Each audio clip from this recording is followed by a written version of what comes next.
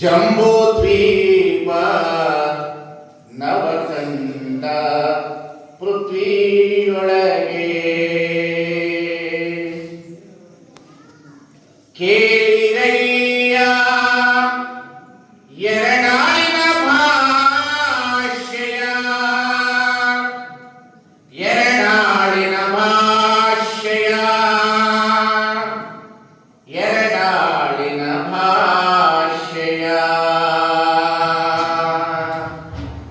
ಜಂಬೂದ್ವೀಪ ನವಕಂಡ ಪೃಥ್ವಿಯೊಳಗೆ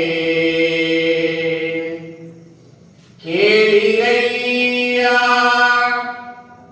ಎರಡಾಳಿನ ಭಾಷೆಯ ಎರಡಾಳಿನ ಭಾಷೆಯ ಎರಡಾಳಿನ ಭಾಷೆಯ ಕೊಲುವೆನೆಂಬ ಭಾಷೆ ದೇವನದು ಕೊಲುವೆನೆಂಬ ಭಾಷೆ ದೇವನದು ಗೆಲುವೆನೆಂಬ ಭಾಷೆ ಭಕ್ತನದು ಭಕ್ತನದು ಜಂಬೂದ್ವೀಪ ನವಕಂಡ ಪೃಥ್ವಿಯೊಳಗೆ ಕೇಳಿರಯ್ಯ ಎರಡಾಳಿನ ಭಾಷೆಯ ಎರಡಾಳಿನ ಭಾಷೆಯ ಎರಡಾಳಿನ ಭಾಷೆಯ ಸತ್ಯವೆಂಬ ಕೋಳಲನೆ ಹಿಡಿದು ಸದ್ಭಕ್ತರು ಗೆದ್ದರು ಕಾಣ ಕೂಡಲ ಸಂಗಮ ದೇವ ಕೂಡಲ ಸಂಗಮ ದೇವ ಜಂಬೂದ್ವೀಪ ಎರಡಾಳಿನ ಭಾಷೆಯ ಎರಡಾಳಿನ ಭಾಷೆಯ ಎರಡಾಳಿನ ಭಾಷೆಯ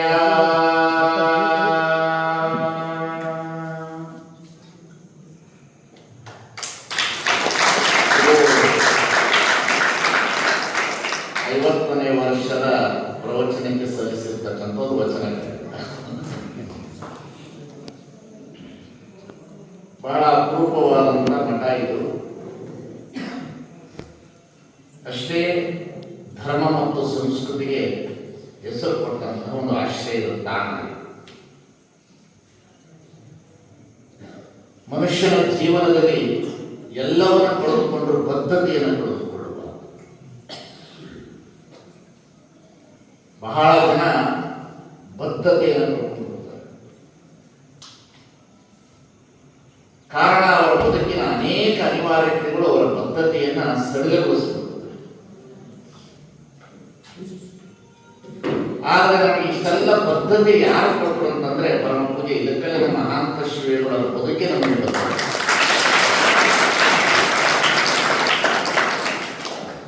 ಬಹಳ ಜನ ಬದ್ಧತೆ ಕಳ್ಕೊಳ್ತಾರೆ. ನಾನು ನೋಡಿದ್ದೀನಿ, 30 ವರ್ಷದಿಂದ ಬಂದಾಗಿದ್ದ ಪ್ರವಚನಕ್ಕಿಂತ ಅಂತವ್ರು ಬದ್ಧತೆ ಕಳ್ಕೊಂಡ್ಬಿಡ್ತಾರೆ, ಭಕ್ತರು ಕಳ್ಕೊಂಡ್ಬಿಡ್ತಾರೆ. ಅನಿವಾರ್ಯ ಬದುಕಿನ ಮನುಷ್ಯನಿಗೆ ಬಹಳ ಮುಖ್ಯವಾಗಿ ಬೇಕಾಗಿರ್ತಕ್ಕಂಥದ್ದು ಕಮಿಟ್ಮೆಂಟ್, ಬದ್ಧತೆ. ಅದನ್ನು ಯಾರು ಕಳ್ಕೊಳ್ಬಾರ್ದು. ಕಷ್ಟ ಬರಲಿ, ಸುಖ ಬರಲಿ, ದುಃಖ ಬರಲಿ, ನೋವು ಬರಲಿ, ಇವೆಲ್ಲವೇ ನಂತರ ಮೇಲೆ ಮತ್ತೆಯೂ ಲಿಂಗಾರಾಧನೆ, ಮತ್ತೆಯೂ ಜಂಗಮರಾಧನೆ, ಮತ್ತೆಯೂ ಭಾಗವತ ಪ್ರಸಾದ ಅಂತ.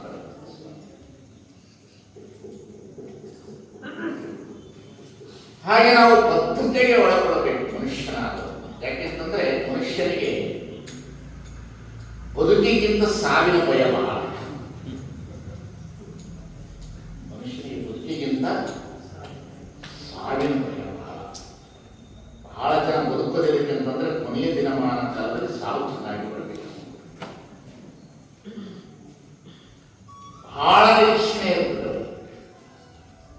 ಕುಂತಲೇ ಅಂತ ಬಯಸ್ತಾರೆ, ನಮಗೇನು ಬರಬಾರದು ಅಂತ ಬಯಸ್ತಾರೆ.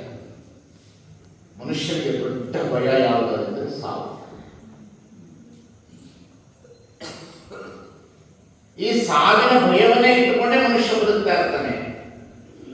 ಆದರೆ ಈ ಸಾವಿನ ಭಯವನ್ನು ತೆಗೆದು ಜೀವನದೊಳಗಡೆ ಹೇಗೆ ಬದುಕಬೇಕು ಅಂತ ಹೇಳತಕ್ಕಂಥ ಒಂದು ತತ್ವ ಸಿದ್ಧಾಂತ ಇದೆ, ಅದು ಶರಣ ಸಿದ್ಧಾಂತ ಅಂತಕ್ಕಂಥದ್ದನ್ನು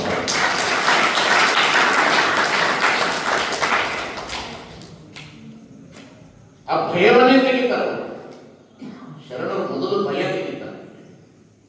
ಬಹಳ ಧರ್ಮಗಳು ಭಯವನ್ನು ಹುಟ್ಟಿಸ್ತಾರೆ. ಭಯ ಹುಟ್ಟಿಸುವ ಧರ್ಮಗಳು ಬಹಳ ಇದೆ. ಕೊನೆಯವರೆಗೂ ಭಯದಿಂದಲೇ ಸಾಯಬೇಕು ಮನುಷ್ಯ. ಎಷ್ಟು ಭಯ ಇದೆ ಅಂತ ನಮಗೆ. ನಾನು ಇವತ್ತಿನವರೆಗೂ ಭಯ ಪಟ್ಟಿಲ್ಲ.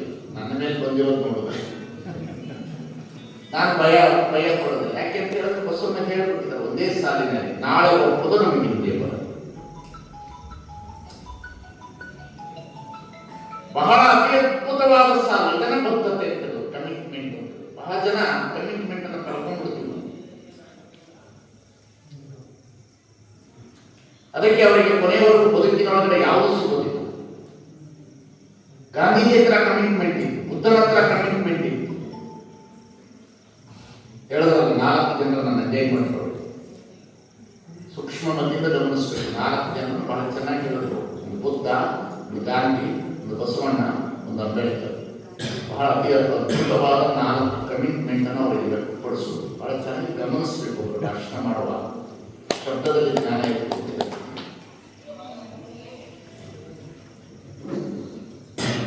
ಆ ಕಮಿಟ್ಮೆಂಟ್ ಇದೆಯಲ್ಲ, ಆ ಕಮಿಟ್ಮೆಂಟೇ ಇವತ್ತಿನವರೆಗೆ ನಮ್ಮನ್ನು ಬಳಸೋದು. ಬಹಳ ಜನರಿಗೆ ಬಿಟ್ಬಿಡ್ತೀವಿ,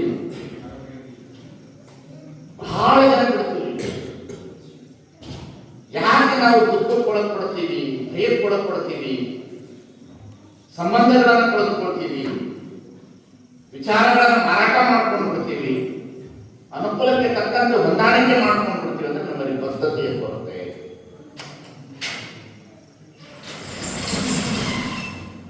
ಆ ಬದ್ಧತೆ ಯಾರಲ್ಲಿ ಇರ್ತದೆ ಅವರು ಎಲ್ಲವನ್ನೂ ಗೆಲ್ತಾರೆ. ಎಲ್ಲರೂ ಕುಟುಂಬವನ್ನು ಗೆಲ್ಲಬಹುದು, ವಿದ್ಯೆ ಗೆಲ್ಲಬಹುದು, ಬುದ್ಧಿ ಗೆಲ್ಲಬಹುದು, ರಾಜ್ಯ ಗೆಲ್ಲಬಹುದು, ತನ್ನನ್ನು ತಾನು ಗೆಲ್ಲಬಹುದು. ಬದ್ಧತೆ ಒಳಗೆ ತನ್ನನ್ನು ತಾನು ಬಹಳ ಚೆನ್ನಾಗಿ ಗೆಲ್ಲಬಹುದು.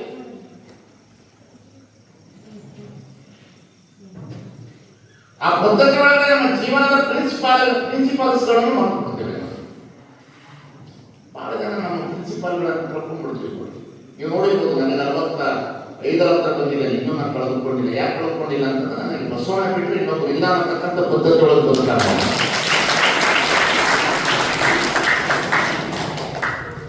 ಅದ್ರ ಬೇರೆಯವರೆಲ್ಲ ಬೇರೆಯವರೆಲ್ಲ ರೆಫರೆನ್ಸ್ ಬುಕ್, ನಮ್ಮಪ್ಪ ಟೆಕ್ಸ್ಟ್ ಬುಕ್ ಅಷ್ಟೇ.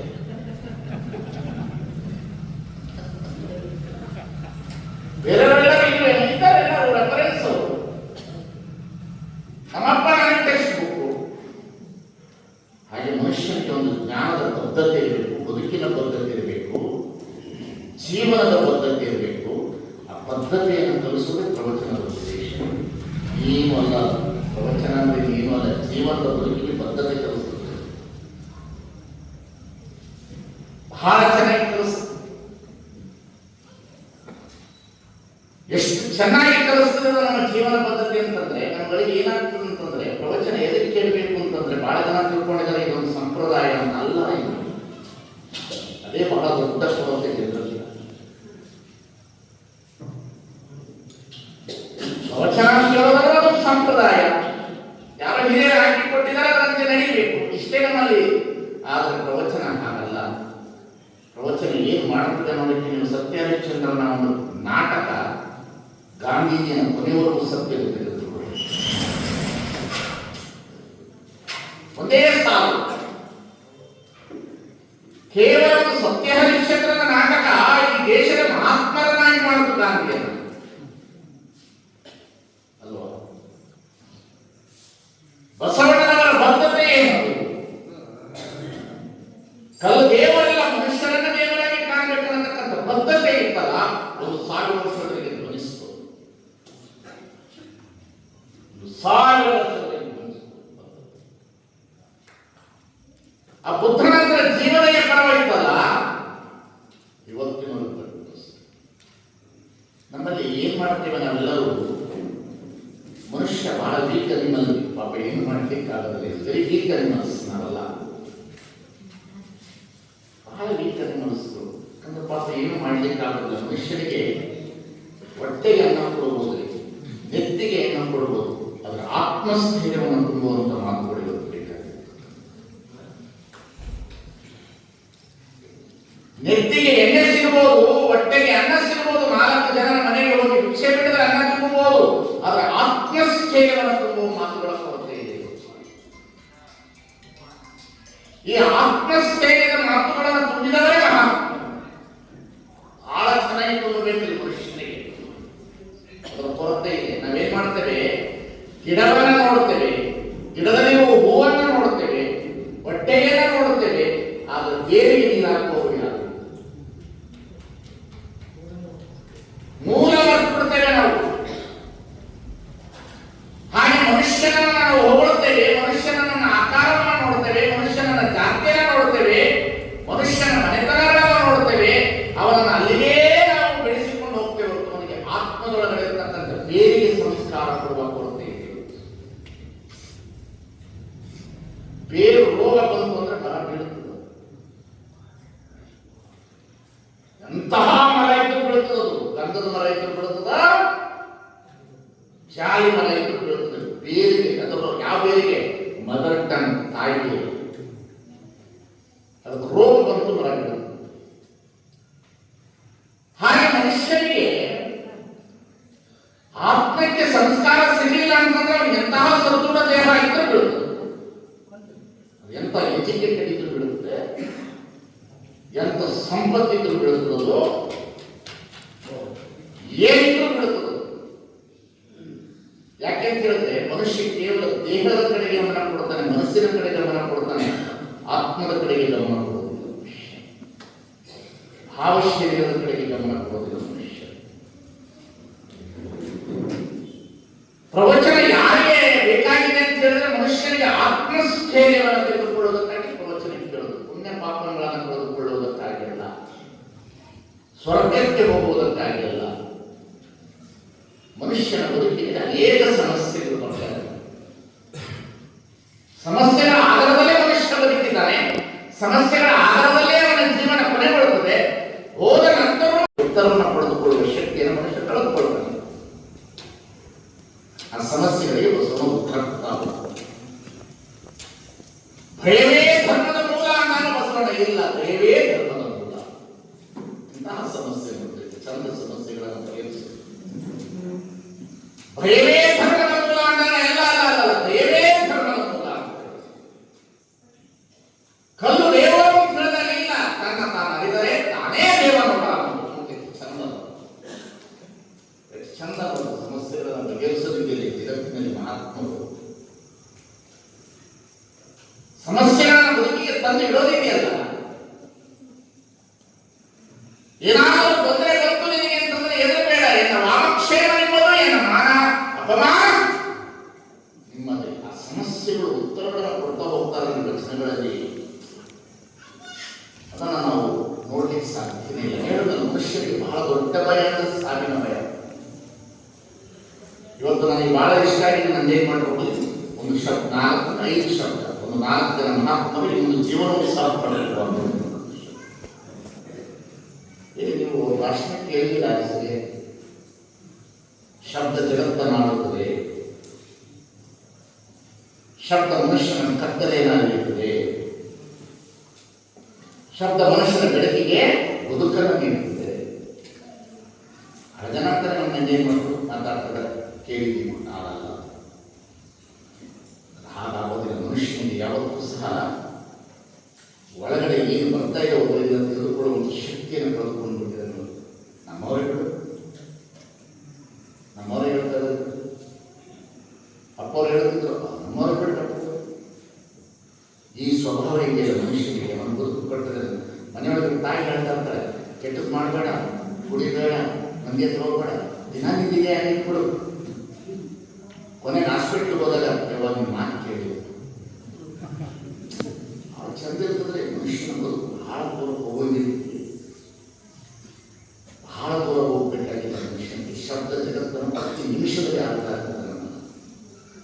ಶಬ್ದ ನಮ್ಮ ಬದುಕಿಗೆ ಬಹಳ ದೊಡ್ಡ, ಅದಕ್ಕೆ ಶರಣರು ಮಾತು ಎಂಬುದು ಜ್ಯೋತಿರ್ಲಿಲ್ಲ. ಇಂಥದ್ದು ಜಗತ್ತಿನಲ್ಲಿ ಮಾತಿಗೆ ಜ್ಯೋತಿರ್ಲಿಂಗ ಅಂತ ಹೇಳುವುದು ಶರಣರು. ನುಡಿದರೆ ಮುತ್ತಿನ ಹಾರ, ನುಡಿದರೆ ಮಾಣಿಕ್ಯದ ದೀಪ್ತಿ, ನುಡಿದರೆ ಲಿಂಗ ಮೆಚ್ಚಿಯ ಉದುರುವುದು.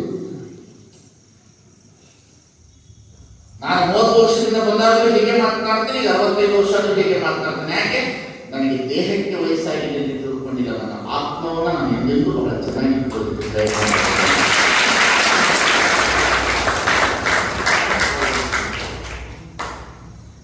ಬಹಳ ಜನ ದೇಹಕ್ಕೆ ಏನೇನು ಸಿಕ್ಕಿಲ್ಲ ಅಂತ ತಿಳ್ಕೊಂಡ್ಬಿಡ್ತಾರೆ.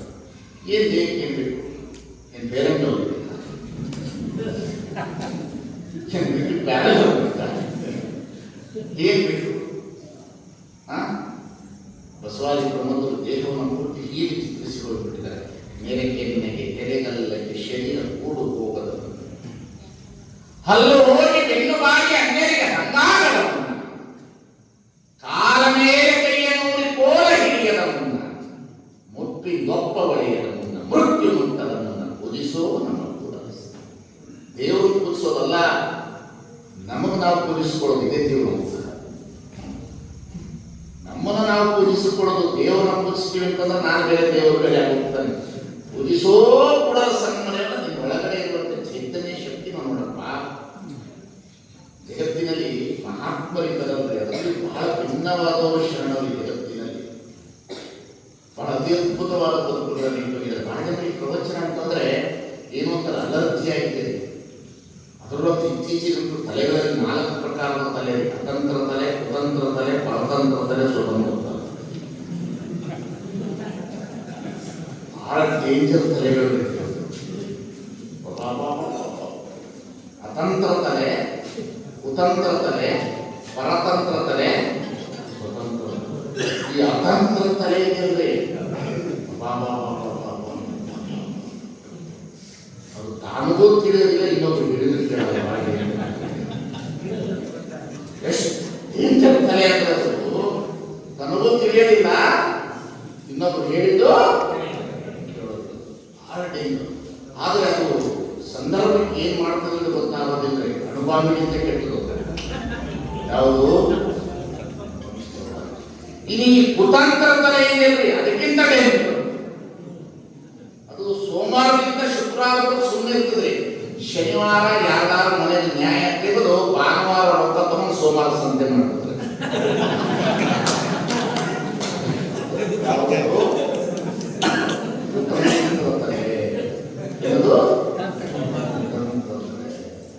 ಬಹಳ ಡೇಂಜರ್.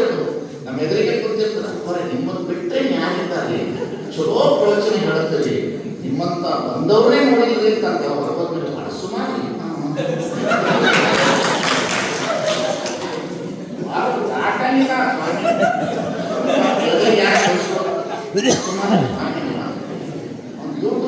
ದೇಶ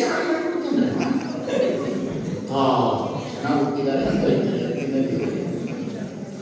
ಇನ್ನು ಪರತಂತ್ರ ತಲೆ, ತಲೆಯಲ್ಲಿ ಇನ್ನೊಬ್ರು ಮಾರಾಟ ಮಾಡ್ಕೊಂಡ್ಬಿಡೋದು. ಪೋಷಕ ಡಂಪಿಂಗ್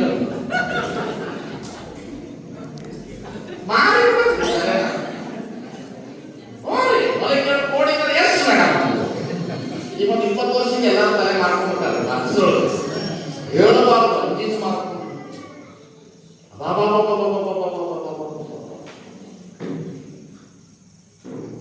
ಯಾರು ಹೇಳದೇ ಇರ್ತಾರೆ ಅದೇ ಸತ್ಯ ಅಂತ ತಿಳ್ಕೊಂಡ್ಬಿಡೋದು.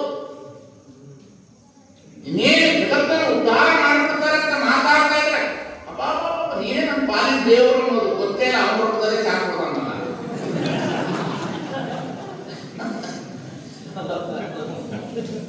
ಅದ ಅವನ ಜೋಬ್ನಲ್ಲೇ ಚಾಕ್ ಕೊಡ್ದಾನ. ಪುನಃ ಅವನ್ ಹೇಳೋದು ನೀ ನಮ್ಮ ಪಾಲಿನ ನೋಡ್ತಾ ಹೋಗ್ಬೇಕು. ಯಾಕಂತಂದ್ರೆ ಮನುಷ್ಯನಿಗೆ ಜಗತ್ತಿನಲ್ಲಿ ಎಲ್ಲರಿಗಿಂತ ದೊಡ್ಡದು ಮನುಷ್ಯನಿಗೆ ಅನುಮಾನ ಬರಬಾರದೆ, ಅನುಭವ ಬರಬೇಕು. ಪರತಂತ್ರದಲ್ಲಿ ಮಾಡ್ಕೊಂಡ್ಬಿಡೋದು ತಲೆನ ಬಹಳ ಜನ ಮಾಡ್ಕೊಂಡಿದ್ವಿ. ಕಮಿಟ್ಮೆಂಟ್ ಒಂದು ಕಡೆ ಬದ್ಧತೆ, ನಂಗೇನು ಮಾಡ್ರು ಒಂದೇ ಪಕ್ಷದಲ್ಲಿ ಬದ್ಧತೆ. ಈ ಕಡೆ ಆ ಕಡೆ ಬರೋದಿಲ್ಲ, ಆ ಕಡೆಯಿಂದ ಬಂದ್ರೆ ಬರಲಿ, ಹೋದ್ರೆ ಅಲ್ಲಿ ಬಂದ್ರೆ ಅಲ್ಲೇ. ಕೆಲವರು ಹಂಗಲ್ಲ,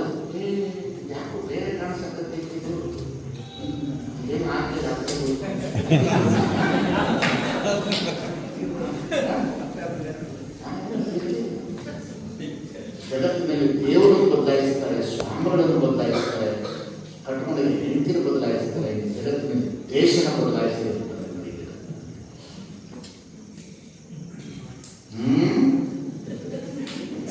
ನಮ್ಗೆ ಬಿಡಿ ತಿಳಿದಿದ್ದು ಭಾಷೆ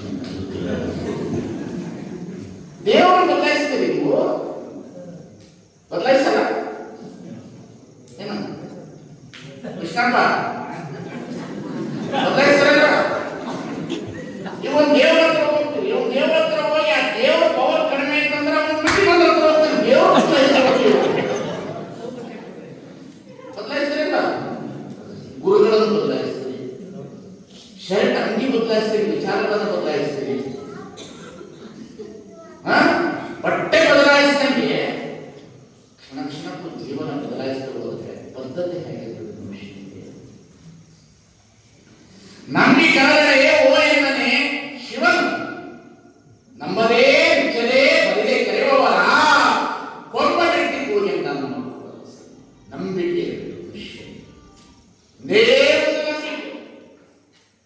ಬಸವಣ್ಣನವರ ನಂಬಿಕೆ ಹಾಗಿತ್ತು, ಬಹಳ ದೊಡ್ಡ ನಂಬಿಕೆ ಅಂತ ಅವರಿಗೆ. ಅದಕ್ಕೆ ಇವತ್ತು ನೋಡಿದ್ರು ತಾಯಿ ಹತ್ರ ಹೋಗಿ ಬಾಯಾರಿಕೆಗೆ ನೀರು ಕೇಳಿದ್ರೆ ತಾಯಿ ಹೇಳಿದವರು, ಅವ್ವ ನಿಮ್ಮ ಅಪ್ಪ ಪೂಜೆ ಮುಗಿದ ಮೇಲೆ ನೀರು ಕೊಡ್ತಾರ, ನಿಮ್ಮ ಅಪ್ಪನ ಪೂಜೆ ಮುಗಿಬೇಕು ಅಂದ್ರೆ ಬಸವಣ್ಣ ಅಪ್ಪನ ಪೂಜೆ ಮುಗಿಯಲ್ಲ, ನಮ್ಗೆ ನೀರು ಸಿಗಲ್ಲ ಅಂತ ಹೋಗಿ ಇದ್ರೊಳಗಡೆ ಆರೋಗ್ಯ ತಗೊಂಡು ಏನೋ ಒಂದು 50 ಪುಂಡಿ ತೆಗೆದಿಟ್ಟಿದ್ರಂತೆ. ಅವ್ರ ಅಪ್ಪ ಪೂಜೆ ಎಲ್ಲ ಮುಗಿಸಿದ ಮೇಲೆ ಬಂದು ಇನ್ನೇನು ಸೂರ್ಯನ ಪೂಜೆ ಮಾಡಬೇಕಾಗಿದ್ದಂತೆ. ನಮ ಸೂರ್ಯಾಯ ನಮ ಚಂದ್ರಾಯ ನಮ ಮಂಗಲ ನಮ ಬುಧಶ್ಚನಿ ಕ್ಷೇತ್ರವೇ ನಿಂತಿದ್ರಂತೆ ಉದನ್ ಕಡ್ಡಿ ಇಟ್ಕೊಂಡು. ಈಗ ಕಣ್ಣು ತೆರೆದು ನೋಡಿದ್ರಂತೆ ಒಂದು 50 ಗುಂಡಿ ಇತ್ತಂತೆ. ಇದನ್ನ ಯಾರು ತೆಗೆದಾರಂತ ಅವರ ಮಾದರಾಂಬಿಕೆ ಕರೆದು ಕೇಳದಂತೆ ಮಾದರಸ. ಆಗ ಯಾರು ತೆಗೆದಿರುವಂತ ಪುನಃ ಮೊದಲು ಕರೆದ್ರಂತೆ ಬಸವರಸನ ಕೇಳಿದ್ರಂತೆ, ಯಾಕೆ ತೆಗೆದೆ? ಇಲ್ಲ, ನಿನ್ನ ಪೂಜೆ ಆಗ್ತಾ ಇತ್ತು, ಬಾಯಾರಿಕೆಗೆ ನೀರು ಕೇಳಿದೆ, ಅವ್ವ ಹೇಳೋದು ಪೂಜೆ ಮುಗಿಯೋದು ನೀರು ಕೊಡಬಾರ್ದು ಅಂತ ಸಂಪ್ರದಾಯ ಹೇಳಕ್ಕೆ, ಅದಕ್ಕಾಗಿ ನೀರು ಕುಡಿಲಿಕ್ಕೆ ಬಾಯಿ ನೋಡಾಕತ್ತೀನಿ ಅವ್ರ ಅಕ್ಕ ಹೇಳ್ತಾರೆ. ಅವ್ರ ಅಕ್ಕ ಹೇಳೋದಂತೆ, ಅಲ್ಲೋ 50 ಕಡೆ ಗುಂಡಿ ತೆಗೆದಿದ್ಯಾ, ಯಾವ ಗುಂಡಿ ಒಳಗೆ ನೀರು ಬರಬೇಕು ನಿನಗೆ ಅಂತ ಕೇಳಿದ್ರೆ ಬಸವಣ್ಣ ಕೇಳದಂತೆ, 50 ದೇವ್ರ ಪೂಜೆ ಮಾಡ್ತೀನಿ, ನಿನಗೆ ಯಾವ ದೇವ್ರು ಹೊಡಿಬೇಕು, ಒಂದು ಕಡೆ ಬಾಯಿ ತೆಗೆದ್ರೆ ನೀರು ಸಿಗ್ತಲ್ಲ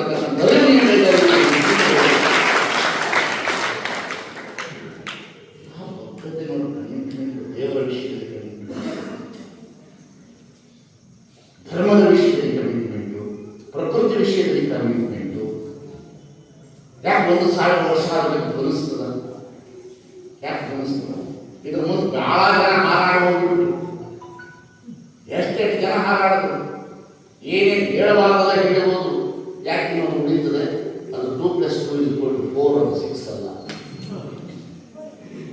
ಅದು 3 ಕೋನಗಳ ಮೊತ್ತ 180 ಡಿಗ್ರಿ, ಅದು 160 ಅಲ್ಲ. ವಾಟರ್ ಫಾರ್ಮುಲಾ ಒಂದೇ ಇದೆ. ಹಾಗೆ ಬಸವಣ್ಣನ ವಿಚಾರದಲ್ಲಿ ಫಾರ್ಮುಲಾ ಇದೆಯಲ್ಲ ಒಂದೇ ಇದೆ, ಹೊರತು ಅದು 2 ಮಾಡಲಿಕ್ಕೆ ಆಗೋದಿಲ್ಲ. ಬೇಕಾದಂತ ಏನು ಬೇಕಾದ್ರೆ ಹೇಳಬಹುದು, ಅದನ್ನ ಮಾತ್ರ ಯಾರ ಕೈಯಲ್ಲೂ ಬದಲಿಸಕ್ಕಾಗೋದಿಲ್ಲ. ಅದಕ್ಕೆ ಮನುಷ್ಯನಿಗೆ ಬಸವ ತತ್ವದ ಕಮಿಟ್ಮೆಂಟ್ ಇರ್ತದಲ್ಲ, ಅವನು ಸುಖಿ ಇರ್ತಾನೆ, ಅವನು ಬಹಳ ಸುಖಿ ಇರ್ತಾನೆ. ನಂಜೇಗೌಡರು ಬೇಕಾದಷ್ಟು ಸಂಪ್ರದಾಯ ಸ್ವಾಮಿಗಳ ಜೊತೆ ಸಂಬಂಧ ಇಟ್ಕೊಂಡಾರ, ಆದ್ರೆ ಅಂತರಂಗದೊಳಗೆ ಮಾತ್ರ ಬಸವಣ್ಣ ಇಟ್ಕೊಂಡಾರ. ಅದಕ್ಕಾಗಿ ಅವರು ಕಮಿಟ್ಮೆಂಟ್ ಇಲ್ಲಾಂದ್ರೆ ಬದುಕಕ್ಕಾಗದ್ರೆ ಅವ್ರು ಹೇಳೋದಲ್ಲ, ಪಂಚಾಯತಿ ಒಳಗೆ ಸೇರಿಸೋದಿಲ್ಲ. ಶಬ್ದಗಳು ಬಹಳ ಗಮನಿಸ್ಬೇಕು. ಇಂಥ ವಿಚಾರಗಳು ಒಳಗಿದ್ದು ಬರ್ತದಂತಂದ್ರೆ ಬಸವಣ್ಣ ಹತ್ರ ಹೋಗ್ಬೇಕಾಗ್ತದೆ, ಇತಿಹಾಸವನ್ನು ಓದ್ಬೇಕಾಗ್ತದೆ. ಮನೆ ಒಳಗೆ ಸೇರಿಸ್ಕೊಳ್ತಿರ್ಲಿಲ್ಲ, ನೀರು ಕುಡಿಯಕ್ಕೆ ಕೊಡ್ತಿರ್ಲಿಲ್ಲ. ಅವೆಲ್ಲವೂ ಒಳಗೆ ಇದ್ರೆ ಮಾತ್ರ ಒಬ್ಬ ನಾಯಕ. ಅವೆಲ್ಲವೂ ಜೀವನದೊಳಗಡೆ ಅದು ಪದ್ಧತಿ ಇದ್ದರೆ ಮಾತ್ರ ಒಬ್ಬ ಮನುಷ್ಯ ಎಲ್ಲ ರೀತಿಯ ಪ್ರೀತಿ ವಿಶ್ವಾಸದಿಂದ ಬದುಕಲಿಕ್ಕೆ ಸಾಧ್ಯ. ಹಾಗೆ ಮನುಷ್ಯನ ಬದುಕಿನಲ್ಲಿ ನಾವು ಏನ್ ಮಾಡ್ತಾ ಇದ್ದೀವಿ ಅಂತಂದ್ರೆ, ಕ್ಷಣಿಕದ ಸುಖಕ್ಕೆ ಹೋಗ್ಬಿಟ್ಟು ಸಾಸಿವೆ ಸುಖಕ್ಕೆ ಸಾಗರದಷ್ಟು ದುಃಖದ ಕಡೆಗೆ ನಿಂತ್ಕೊಂಡಿದ್ದೇವೆ. ಮನುಷ್ಯ ಆತ್ಮದ ಕಡೆಗೆ ಹೋಗ್ತಾ ಇಲ್ಲ, ಜೀವನದ ಮೌಲ್ಯಗಳ ಕಡೆಗೆ ಹೋಗ್ತಾ ಇಲ್ಲ. ಬದುಕು ಅಂತಕ್ಕಂಥದ್ದು ಏನ್ ತಿಳ್ಕೊಂಡಿದ್ದಾರೆ ಅಂದ್ರೆ, ಅವ್ನು ಏನ್ ತಿಳ್ಕೊಂಡಿದ್ದ ಅಂತಂದ್ರೆ, ಬಹಳ ಜನ ಅಂತಾರೆ, ನನ್ನ ಮಗ ಬಹಳ ಬದಲಾಗ್ಯಾನ್ರಿ, ಏನಾಗ್ಯಾನ್ರಿ, ಮಾಸ್ಟರ್ ಆಗ್ಯಾನ್ರಿ, ಏನಾಗ್ಯಾನ್ರಿ, ಬದಲಾಗ್ಯಾನ್ರಿ, ಏನ್ ತಂದ್ರಿ, ಮನೆಗೆ ಟಿವಿ ತಂದಂತೂ ಮನೆಗೊಂದು ದೊಡ್ಡ ಟಿವಿ ತರೋದು ಬದಲಾವಣೆ, ಒಂದು ರಾಯಲ್ ಎನ್ಫೀಲ್ಡ್ ತರೋದು ಬದಲಾವಣೆ. ದುಡ್ಡು ಕೊಟ್ಟರೆ ಕೊಡ್ತಾರೆ, ಸಾಲ ಕೊಟ್ಟರೆ ಕೊಡ್ತಾರೆ. ಬದಲಾವಣೆ ಏನು? ಬದಲಾವಣೆ ಏನಪ್ಪ? ನೀನು ಹುಟ್ಟಿದಕ್ಕೆ ಹೇಳು, ನೀನು ಹುಟ್ಟಿದಕ್ಕೆ ಬದಲಾವಣೆ ಏನು? ನಿನ್ನ ಸಾಧನೆ ಏನು? ನಿನ್ನ ಕೊರತೆ ಆಗಿರ್ತಕ್ಕಂತಹ ಬದುಕಿನ ಸಂದೇಶ ಏನು? ಹೇಳು. ಬೇಕಲ್ಲ? ಹೇಳಿದ್ರಲ್ಲ ಮಹಾದೇವ ಗೋಪಾಲ ಬಂದು ಹೇಳಿದ್ರಲ್ಲ, ರಾಜನಾಗಿರ್ತಕ್ಕಂಥ ಮಹಾದೇವ ಗೋಪಾಲ ಬಂದ ಎಲ್ಲವೂ ಇತ್ತಲ್ಲ, ಹಾಗಾದ್ರೆ ಮಹಾದೇವ ಗೋಪಾಲನೇ ಯಾಕೆ ನೆನೆಸ್ತೇವೆ? 2000 ವರ್ಷ ಆಯಿತು, ಬುದ್ಧನ ಬಂಗಾರದ ಚಮಚಮನೆ ಇಟ್ಟುಕೊಂಡು ಬಂದಲ್ಲ, ಬುದ್ಧನ ನಾವು ಯಾಕೆ ನೆನೆಸ್ತೇವೆ? ಏನು ಜೀವನದ ಬದಲಾವಣೆ? ಈಗ ಮುಚ್ಚು ಉಂಡ್ರೆ ಬದುಕಿ ಅಂತ ಹೇಳ್ತಾರೆ, ಅದೇ ಮುಚ್ಚು ಒಂದು ಕಾಲದಲ್ಲಿ ಬಡವ ಅಂತಾರೆ. ಹರಿದ ಚಡ್ಡಿ ಹಾಕೊಂಡ್ರೆ ನಿನಗೆ ಬಡತನ ಅಂತಿ, ಇದೇ ಹರಿದ ಪ್ಯಾಂಟ್ ಹಾಕೊಂಡಿದ್ದಕ್ಕೆ 6,000 ರೂಪಾಯಿ ಕೊಟ್ಟು ತರ್ತೀನಿ. ಮಗನಿಗೆ ಇಲ್ಲೂ ಹರಿದೋಗೈತೆ, ಇಲ್ಲೂ ಹರಿದೋಗೈತೆ, ಇಲ್ಲೂ ಹರಿದೋಗೈತೆ, ಅದನ್ನ ಹಾಕೊಂಡ್ರೆ ನೀನು ಫ್ಯಾಷನ್ ಅಂತೆ. ಇದು ಉತ್ತರ ಅವತ್ತೇ ಬಸವಣ್ಣ ಕೊಡ್ತಾನೆ, ಅಂಗೈಕೆ ಬಡತನವಲ್ಲದೆ ಮನಕ್ಕೆ ಬಡತನ. ಎಂತಹ ಮಾತು! ಅಂಗೈಕೆ ಬಡತನವಲ್ಲದೆ ಮನಕ್ಕೆ ಬಡತನವೇ? ಮನುಷ್ಯರು ನಾನು ಬದಲಾಗಿದ್ದೀನಿ, ವಿದ್ಯಾವಂತನಾಗಿದ್ದೀನಿ, ಟೀಚರ್ ಆಗಿದ್ದೀನಿ, ಏನು ಬಂದಿದೆ? ಚಾಪೆ ಹೋಗಿ ಹಾಸಿಗೆ ಬಂದದ, ನಿದ್ರೆ ಬರ್ಬೇಕಲ್ತಮ್ಮ. ಮನೆಗೆ ನೀನು ದುಡಿದು ಬಡತನ ಇತ್ತು, ಚಾಪೆ ಹೋಗಿ ಹಾಸಿಗೆ ಬಂದು ನಿದ್ರೆ ಬರ್ಬೇಕಲ್ಲ. ಗುಡಿಸಿಲಿನ ಮನೆ ಇತ್ತು, ಅರಮನೆ ಕಟ್ಕೊಂಡು ನಿದ್ರೆ ಬರ್ಬೇಕಿತ್ತಲ್ಲ. ಆದ್ರೆ ನಮ್ಮವ್ವ ಗುಡಿಸಲೇ ಇತ್ತು, 10 ಮಕ್ಕಳನ್ನ ಇಟ್ಕೊಂಡಿದ್ದು, ಕಂಕದ ಮಗು ಇತ್ತು, ಆಕಳ ಇಟ್ಕೊಂಡಿದ್ದು, ಹೊಲಕ್ಕೆ ಹೋಗ್ತಿದ್ಲು, ರೊಟ್ಟಿ ಹೊಡಿತಿದ್ಲು, ತುಪ್ಪನೂ ಕೊಟ್ಟು, ಎಲ್ಲರಿಗೂ ಊಟನೂ ಕೊಟ್ಟು. ಆದ್ರೆ ಆಕೆ ತಲೆ ಮೇಲೆ, ದಿಂಬಿನ ಮೇಲೆ ತಲೆ ಇಟ್ಟು ಕಣದು ಮತ್ತಿದ್ರೆ ಮಾಡ್ತಿದ್ದು. ಆಕೆ MBBS ಓದಿಲ್ಲ, BE ಓದಿಲ್ಲ. ಹಾಗಾದ್ರೆ ನಿನ್ನ ಶಿಕ್ಷಣ ನಿನ್ನ ಅನಿವಾರ್ಯತೆ ಬದುಕಿಗೆ ಹಣ ಐತೆ ಹೊರತು ನಿನ್ನ ಬದುಕನ್ನು ಬದಲಾಯಿಸುವುದು ಶಿಕ್ಷಣ ಅಲ್ಲ. ನಿನ್ನ ಬದುಕನ್ನು ಬದಲಾಯಿಸಬೇಕಾದ್ರೆ ಅಧ್ಯಾತ್ಮವೇ ನಿನ್ನ ಬದುಕನ್ನು ಬದಲಾಯಿಸುತ್ತದೆ ಅಂತಕ್ಕಂಥದ್ದು. ಇದಕ್ಕೆ ಗಾಂಧಿ ಸಾಕ್ಷಿ, ಇದಕ್ಕೆ ಅಂಬೇಡ್ಕರ್ ಸಾಕ್ಷಿ, ಇದಕ್ಕೆ ಬುದ್ಧ ಸಾಕ್ಷಿ, ಇದಕ್ಕೆ ಮಹಾವೀರ ಸಾಕ್ಷಿ, ಇದಕ್ಕೆ ಅರಮನೆಯನ್ನು ಕಟ್ಟಿರ್ತಕ್ಕಂತಹ ಕೊಳ್ಳೇಗಾಲದ ನಿಜಗುಣ ಶಿವಯೋಗಿಗಳು ಸಾಕ್ಷಿ. ಎಲ್ಲವನ್ನೂ ಇಟ್ಟುಕೊಂಡಿರ್ತಕ್ಕಂಥ ನಿಜೋಗಿಗಳು ಆರು ಈ ಎಂದು ವಿಚಾರಿಸುವ ವಿಷಯ ಸಂಸಾರ ಅಂತ ಮನಸ್ಸಿದ್ದಾರೆ. ನಾವು ಕಲೀಲಿಲ್ಲ. ಬಸವಾದಿ ಪ್ರವೇಶ ಎಷ್ಟು ಚೆನ್ನಾಗಿ ಬದುಕನ್ನು ಕಲಿಸೋದು, ಎಷ್ಟು ಚೆನ್ನಾಗಿ ಬದುಕು. ಏನ್ ತಲೆ ಕೆಡಿಸ್ಕೊಂಡ್ಯಪ್ಪ? ಎಷ್ಟೊಂದು ಭಯ, ಸಾವಿನ ಭಯ, ಜೀವದ ಭಯ, ದೇವರ ಭಯ, ಮಂತ್ರವಾದಿಗಳ ಭಯ, ಪಂಚಾಂಗದ ಭಯ, ಟೈಮ್ ಭಯ, ಎಡಗೈ ಭಯ, ಬಲಗೈ ಬಲ, ಭಯ ಭಯ ಭಯ ಭಯ ಭಯ ಭಯ ಭಯ. ಮಗು ಎಡಗಡೆ ಎದ್ರ ಪಟ್ಟು ಬಡದ ಬಲಗಡೆ ದೇವಸ್ಥಾನ ಎಂತಹ ಭಯ, ಎಂತಹ ಭಯ, ಎಂತಹ ಭಯ.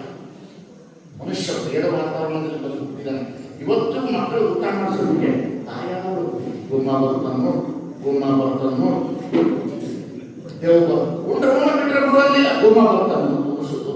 ಅವು ದೊಡ್ಡವರಾದ್ಮೇಲೆ ಹಾಸಿಗೆ ಉಂಟು ಮಾಡ್ಕೋತಾವೆ ಗುಮ್ಮ ಬರ್ತನ್ನು.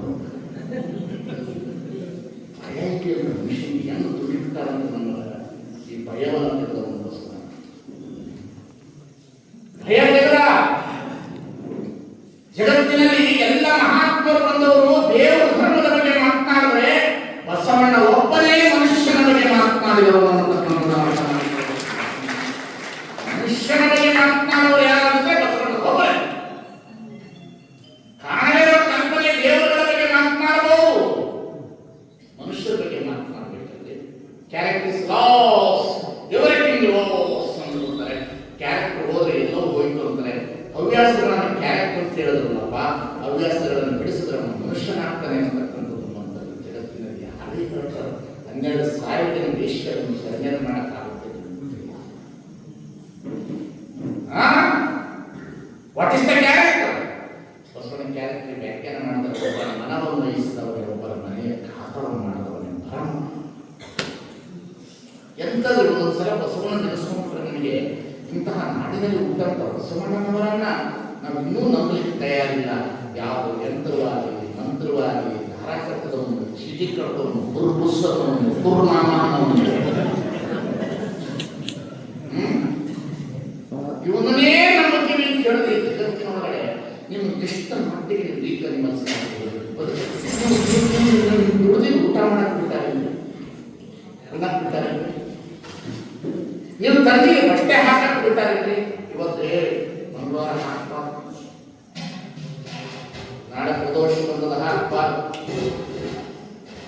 ನಾಡ್ದ ಆಷಾಢ ಬಂದದ ಮುಟ್ಬಾರ್ದು. ತಂದೆಗೆ ಬಟ್ಟೆ ಹಾಕ್ಲಿಕ್ಕೆ ಅವಕಾಶ ಕೊಡೋದಿಲ್ಲ, ದುಡಿದು ಊಟ ಮಾಡ್ಲಿಕ್ಕೆ ಅವಕಾಶ ಇಲ್ಲ, ಗಳಿಸಿದ ಬಳಸೋಕೆ ಅವಕಾಶ ಇಲ್ಲ. ಎಷ್ಟೋ ಜನ ಬೆಂಗಳೂರು ನೋಡಲಾರ್ದ ಸತ್ತೋಗಿಬಿಟ್ಟಾರ, ಹುಬ್ಳಿ ನೋಡಲಾರ್ದ ಸತ್ತೋಗಿಬಿಟ್ಟಾರ. ಮನುಷ್ಯ ಹೊರಗಡೆ ಹೋಗಲಿಕ್ಕೆ ಭಯ ಪಡ್ತಾ ಇದ್ದಾನೆ ಅಂದಾಗ ಮನುಷ್ಯನಿಗೆ ಒಂದು ಜೀವನೋತ್ಸವ ಕಲಿಸುವಂತ ಬಸವಣ್ಣ. ಬಾನಿ ಎದುರುಬೇಡ ನೀನು, ಈ ಕಡೆ ಬಾನೇನು ಎದುರುಬೇಡ ನೀನು, ಆವನಾದರೆ ಮಹಾದೇವನೆಂಬರ ಬಾಯಿಯ ಕೊಂಬಲವೇ ಬೀರುವಿಗೆಯವರಿಗೆ ಅವನ ಮನೆಯ ಪಾದವ. 30 ವರ್ಷದಿಂದ ನಿಮಗೆ ವಯಸ್ಸು ಕೇಳ್ತಾ ಇದ್ರೆ ಇಲ್ಲ ಅದಕ್ಕೆ ಕೇಳ್ತಾ ಇದ್ರೆ ವಿಚಾರ ಮಾಡಬೇಕಾಗ್ತದೆ. ಆ ಜೀವನೋತ್ಸವ ಕೊಡ್ತಾರಲ್ಲ, ಯಾರು ಕೊಡೋದು ಸಾಧ್ಯ? ಇವತ್ತು ವೆಂಕಟ ಸ್ವಾಮಿಗಳು ಲಿಂಗೈಕ್ಯ ಹಾಕಿದ್ದಾರೆ, ಅವರ ಜೀವನೋತ್ಸವ ಇವತ್ತಿಗೂ ನಮ್ಮ ಬದುಕು ಹಾಗೆ ಸತ್ಯ ಸ್ವಾಮಿಗಳು ಬಂದ ಕೂಡಲೇ ಇಲ್ಲಿ ಬಿದ್ದರಲ್ಲಿ ಅವರೇನಾಗಿದ್ರೆ ಹೋಗಿದ್ರೆ ಚಲೋ ಇತ್ತು, ಅಡುಗೆ ಮಾಡ್ಬೋದಿತ್ತು ಅಂತಿದ್ರು. ಸೋಳೆಗಳು ನೋಡಿದಾಗ ಮಾಡಿಬಿಡೋದು ಯಾವ ಸ್ವಾಮಿ ಇದು ಚಲೋ ಇತ್ತು ಅಂದ್ರೆ ಅದೊಂದು ಆನಂದವಾಗಿ ತಗೊಳ್ಳೋದು, ಒಂದೊಂದು ಪಾಸಿಟಿವ್ ತಗೊಳ್ಳೋದು, ಪಾಸಿಟಿವ್ ಏ ಬಿದ್ದಾನ ಅಂದ್ರೆ ಏನೋ ತಪ್ಪು ಮಾಡಿ ಬಿದ್ದಾನ ಅನ್ನಿಸ್ಕೊಳ್ಳಿ. ಈ ಡೇಂಜರ್ ಮನೋಭಾವವನ್ನು ಬಿಟ್ಟು ಬದುಕಿನ ಕಡೆಗೆ ಬನ್ನಿ, ಜೀವನದ ಕಡೆಗೆ ಬನ್ನಿ. ಜೀವನವನ್ನು ಚೆನ್ನಾಗಿ ಮಾಡ್ತಾರೆ. Life is not entertainment, it is entertainment. ಬಹಳ ಚೆನ್ನಾಗಿ ಆನಂದವಾಗಿ ಆಡಿ ನಗರಿ, ಊಟ ಮಾಡ್ರಿ, ಪ್ರೀತಿ ಮಾಡ್ರಿ. ಹೇಳೋದ್ರಲ್ಲಿ ಗಿಳಿ ಕುಣಿಯಕತ್ತಿತ್ತು, ನವಿಲ್ ನರ್ತನ ಮಾಡಕತ್ತಿತ್ತು, ಕೋಳಿ ಆಡ್ಲಿಕ್ಕತ್ತಿತ್ತು.